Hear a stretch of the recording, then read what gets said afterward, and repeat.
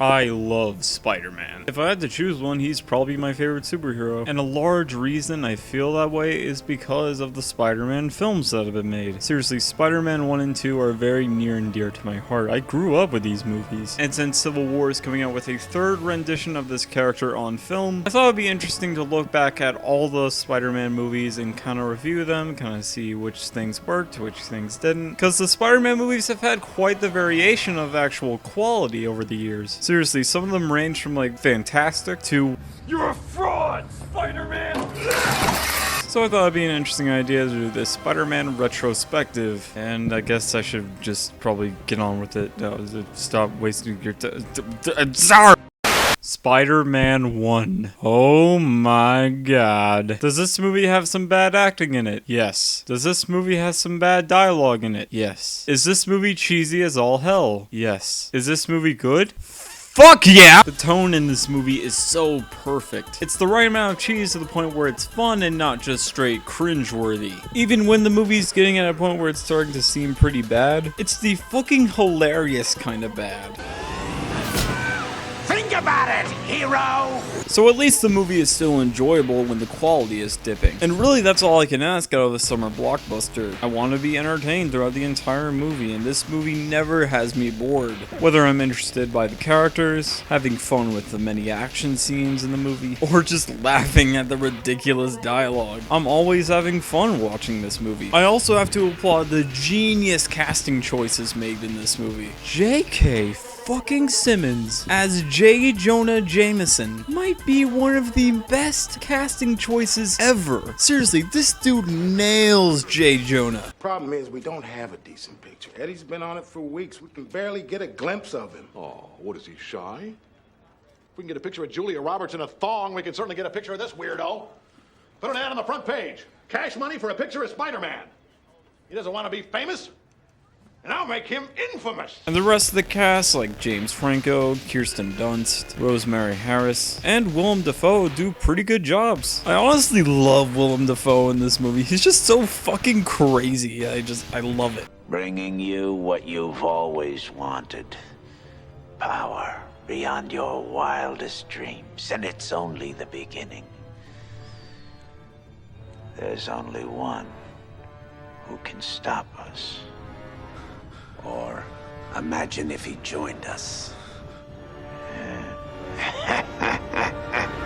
And of course, I'll always love Cliff Roberts as Uncle Ben. And I love Tobey Maguire in this movie. Go, Webb! Fly! Up, up, and away, Webb! Shazam! Go! Go! Go, Webb, go! He's way better than that lasagna-eating motherfucker. Get it? Cause lasagna, Garfield eats lasagna, and Andrew Garfield. Fucking kill me. The movie's a little dated now, but everyone was blown away by this thing when it first came out. As a film, I'd probably rate it a 7 or a 6 out of 10. But if we're going by personal enjoyment, this is easily a 9 out of 10 for me. And I really, really recommend you check this one out. And hopefully you'll have as much fun as I did.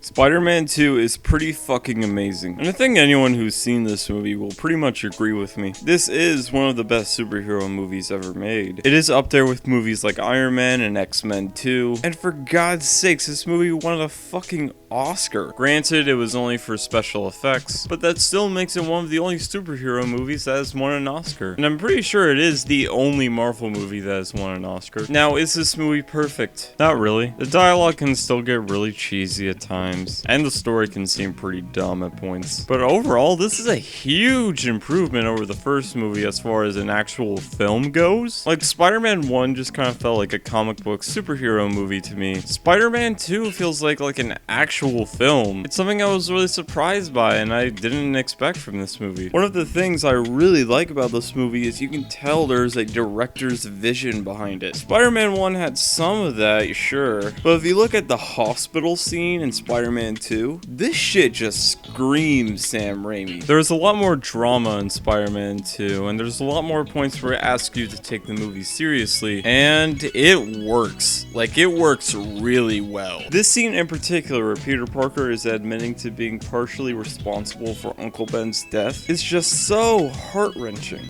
Uncle Ben was killed that night for being the only one who did the right thing.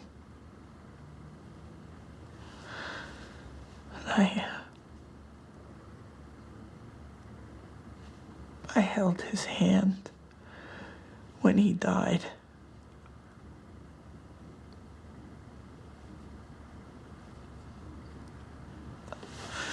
I've tried to tell you so many times.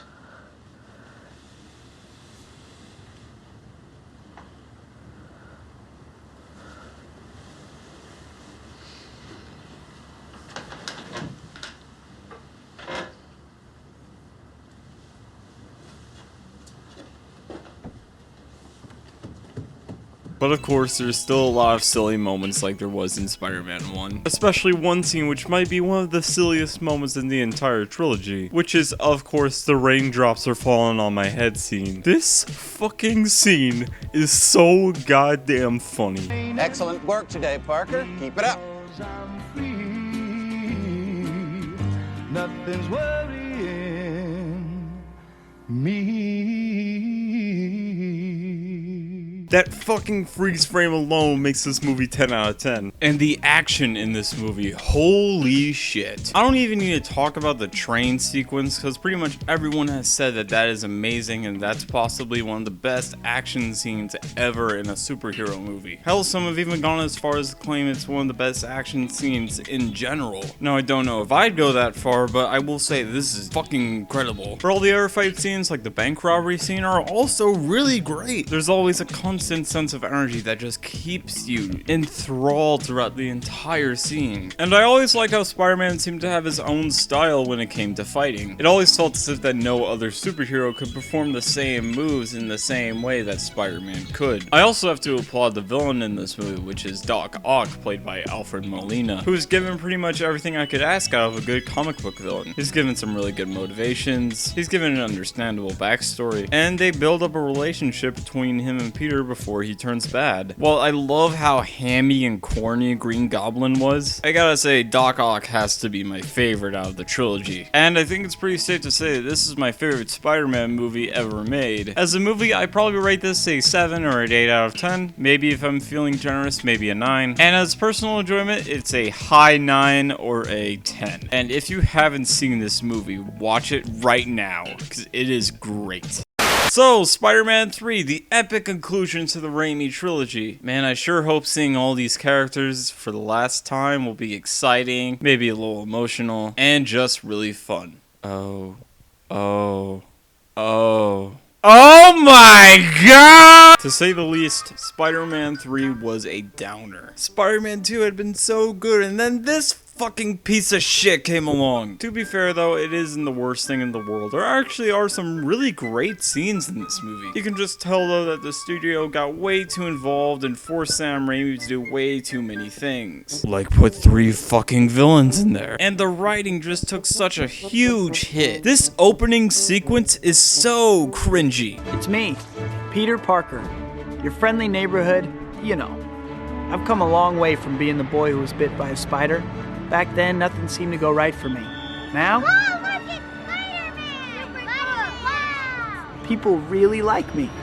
Ugh! This is more cringe than a CSGO commentary channel, Jesus fuck! The action and special effects also take such a huge hit. They look terrible in this movie. Am I the only one that thinks this scene looks like something from fucking Spy Kids? Also, how fucking long is this alleyway?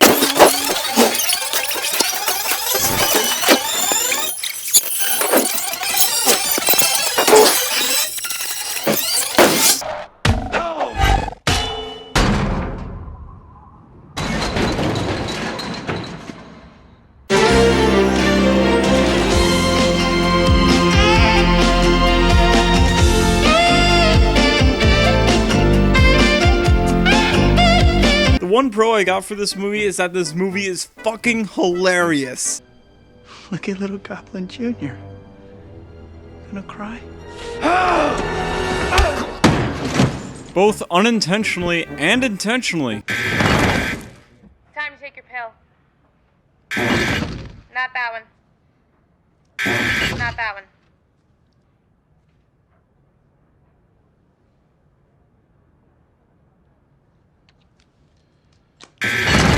Drink plenty of water.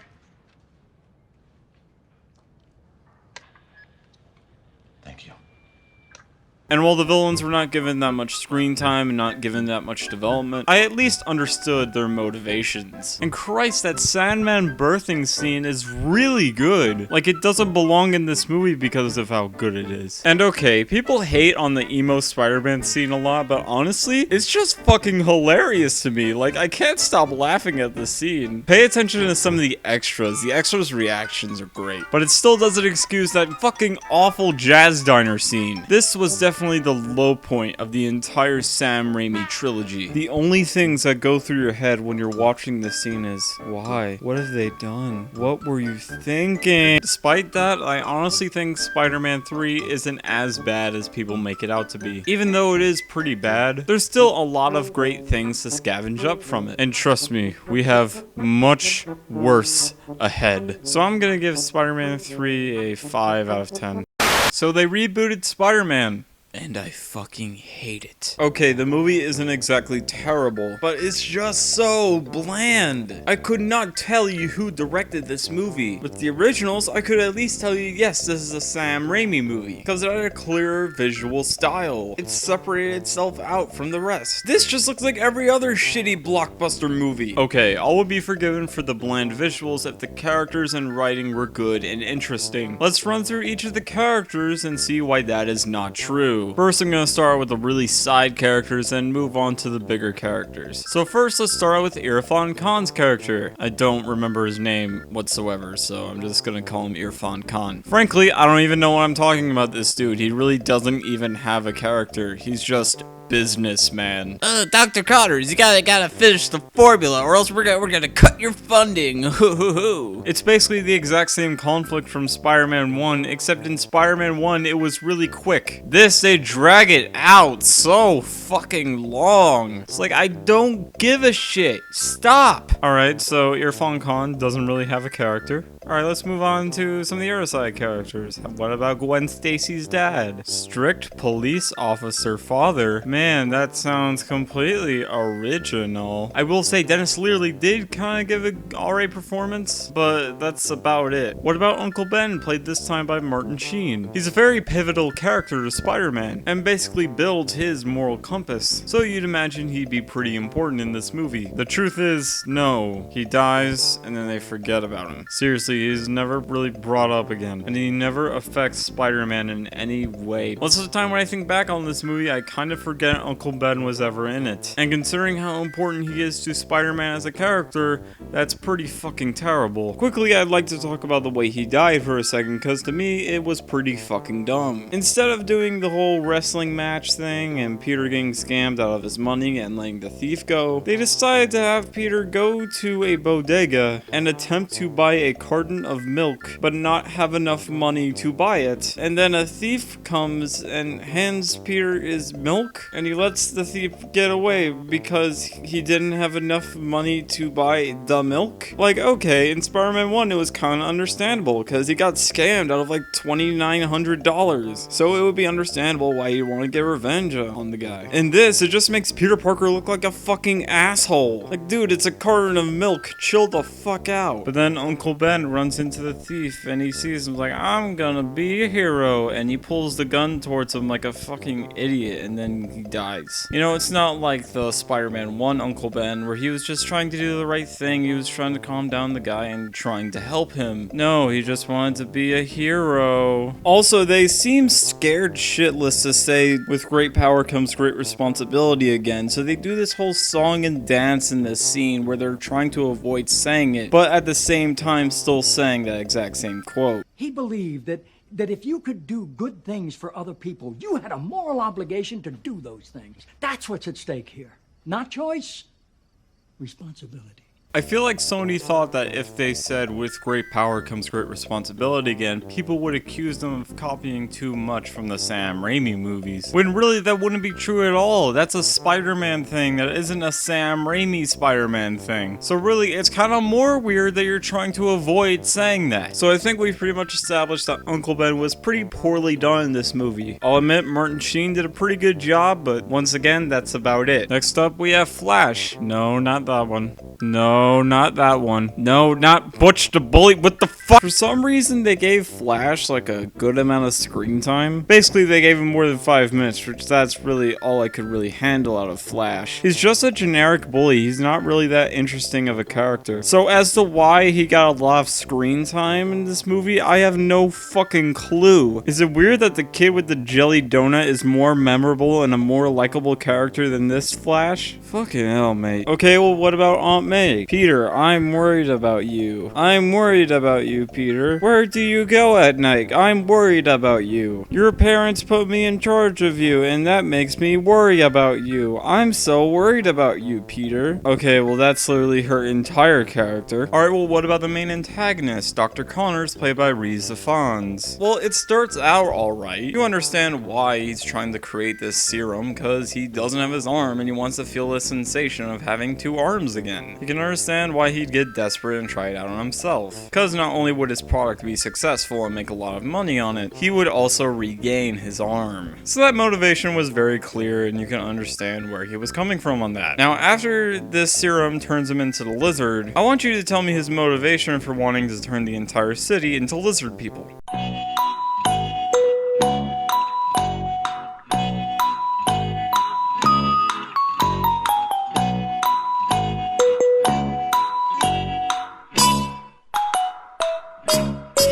Yeah, that's what I thought. Seriously, there's no reason for him to want to do this. Also, I'd just like to say, the lizard's design was absolute shit. Alright, now what about Gwen Stacy? Well, to make her a little bit more interesting right off the bat, she's very intelligent, she has a job at Oscorp, she actually helps out Peter in some scenes. They set her up to be more than a generic love interest. Unfortunately, they do nothing to develop her. So in the end, you just remember her as a generic love interest that didn't really develop at all throughout the entire movie. Alright, now we'll get to the big one. Did Andrew Gazorp make a good Spooderman? No. He didn't. Sure, fans of the comic will be like, oh, there was technical web shooters, and he was quippy in one scene. That makes him best Spider-Man. To me, Spider-Man is not what makes Spider-Man a cool character. Peter Parker is what makes Spider-Man a cool character. Because he's just a teenager that has the same problems that a lot of teenagers have, but having to balance being a superhero with that makes him kind of a cool and interesting character. It makes him a lot more relatable and really likable. But it's pretty hard to relate or like Peter Parker in this movie because he's a fucking asshole. For some reason, they tried to make Peter Parker cool, which that really isn't the purpose of the character. His nerdy and socially awkward appearance is supposed to contrast with his Spider-Man persona. When he's already kind of a cool dude as Peter Parker, it doesn't really contrast that well. So now you're just left with an asshole with a bunch of superpowers. Seriously, he takes pictures of Gwen Stacy when she's not even looking. But you know, since he's somewhat attractive, it's seen as cute and not completely creepy. Andrew Garfield should not have been cast as Spider-Man. He's completely unfitting for the character. Is he a bad actor? Absolutely not. He has one of the best scenes in The Social Network. And I'll bet what you hated the most is that they identified me as a co-founder of Facebook, which I am. You better lawyer up, asshole, because I'm not coming back for 30%. I'm coming back for everything. But see, Andrew Garfield was a really good choice because he didn't really have a grasp on all the technical and computer side of Facebook. He handled more the business side. You could tell he didn't understand really any of this. Hell, he didn't even know all the features of the site. So making him an infamously nerdy character is kind of a poor choice. Also, The Social Network was written by Aaron Sorkin, and this movie is written by talentless hacks. So that definitely contributed to this Peter Parker being pretty bad. But I will have to admit, he does make a pretty alright Spider-Man. In certain scenes, at least. A lot of people give him props because he was really quippy, but really I only noticed him being really quippy in one specific scene. That scene, of course, being the car thief scene. Just let me go. Is that a knife? Is that a real Okay. knife? Yes, it's a real knife. My weakness, it's small knives. Just let me go. Anything okay? but knives! Oh, it's so simple. That was cool. What the hell is this? Webbing that I developed myself. I don't think you really want to know. Come right on. Every scene he was mostly silent. Sure, he might have said like a few jokes here and there, but he didn't really have too many quips besides that. But my god, that suit is terrible. He looks like a fucking basketball. But honestly, if you look at this movie objectively, it's not too bad. Like objectively, I would say this movie is like a 5 or a 4 out of 10. On personal enjoyment though, I would say this is a 3 out of 10. This honestly isn't the worst thing in the world. It's better than this jar of Ebola cum. So if you really want to watch it, I'd say watch it, cause it's not insufferable. I really did not want to talk about this movie. I'm gonna be real and I'm gonna be upfront. The Amazing Spider-Man 2 is one of my least favorite films ever made. If you really like this film, I'm fine with that. Go and like it. But please respect my own opinion, because I will respect yours. But hey, if my Batman v Superman review comment section is anything to go by, that advice will not be taken. So I am going to make an analogy. This is Sam Raimi's Spider-Man 2. Now I run the game, got the whole world talking. King Coulter, everybody wanna cut the legs off. King Coulter, black man taking no losses. Oh yeah. It obviously has a ton of care, a ton of thought, and a ton of talent behind it. So much effort was put into it to make it. Now here's The Amazing Spider-Man 2. Bitch, where you? When I was walking, now we got the game running. Well, the whole world talking. Kim Kuta, everybody wanna cut the legs off him. Kuta, man takes no losses. Oh yeah, bitch, when? A talentless hack trying to recreate something great, but only doing it for a quick buck. Now, The Amazing Spider-Man 2 isn't an exact remake of Spider-Man 2. It's actually more comparable to Spider-Man 3. It does borrow a lot of elements from Spider-Man 2, and I just thought this comparison was a bit more funny. Got the yams. But what I said still stands. The Amazing Spider-Man 2 is everything I hate about current Hollywood and current blockbuster movies. It's soulless, it has no identity, it was only made for the purpose of making money, putting ads in it, and cashing in on an already successful property. No one had any faith in it, and everyone visually did not care. And it was only made to set up other movies. I'm not going to go too in depth with this movie because Ralph the Movie Maker and YMS already made some pretty spectacular videos talking about this movie, but I will talk about one thing. The fucking soundtrack. I would first like to talk about the use of licensed music. In the original trilogy, when licensed music was used, it was very appropriate. It fit the tone of the movie, and the lyrics actually made sense with the plot. In this movie, it is only made to sell songs that are currently popular. The Amazing Spider-Man 2 contains one of the most disgusting uses of licensed music I have seen in a film. Give me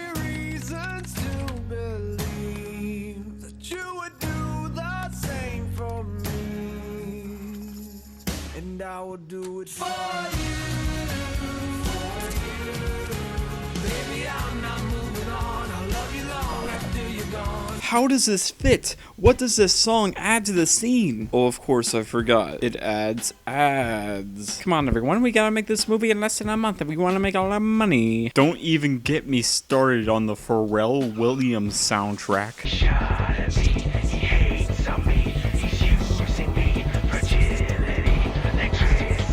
Who thought this was a good idea? Spider-Man 2. Hold on to your seat. That's if you don't get stuck by the webs. Yeah. Oh, I'm guessing Pharrell also wrote this movie? It's my birthday. Now it's time for me to light my candles. I will control everything, and I will be like a god to them. A god named Sparkles? Anyone who thought those two lines were okay needs to be euthanized. Since we're already talking about the soundtrack, let's get into the one pro I have for this movie. There's a Kendrick Lamar verse in the credits, and it's okay. Run through the valley and peaks with bare feet. Run through the flames, there's more passion for me. I blast testimony just so the world can see. Better wounds on me, you're watching me look clean. It's not amazing, and I think I've already made it pretty clear with this video that I'm a pretty big Kendrick Lamar fan, so I might have some biases. Also, the music video for this song tried to intercut footage of the movie within the music video, and it's so unfitting that it's honestly hilarious. The players have been chosen, and it seems like fate has spoken. But this is my one pro I came away with this movie. Seriously, nothing else in here is appealing to me, or over anything I could recognize as good filmmaking. And all of these terrible things that I hate about summer blockbusters being tacked on to a property that I usually like a lot insulted me so much, to the point where this is my least favorite movie ever made. This movie feel like it was spitting in the face of the movies that I grew up on, and even the cartoon that I watched as a kid. It completely disrespects his character and just takes him as a dollar sign, not as a character. Now I finally know how Ghostbusters fans feel. By the way, both movies were made by Sony. Just letting you guys know, not implying anything, not saying anything about Sony as a studio. No. They make great movies, man. So in conclusion, The Amazing Spider-Man 2 is one of the worst movies I've ever seen, and it gets a 1 out of 10 from me. Alright guys, now I want you to vote on what I should make my next video about. It's between two movies really, Gem and the Holograms or Gods of Egypt. Which movie do you want me to review? I'm kind of interested in reviewing both movies since both look hilariously bad. Or hell, maybe you want me to do something completely different. Maybe you want me to do a video game review. Maybe you want me to do another video like this. Who knows? Well, why don't you let me know in the comments section below? Ooh.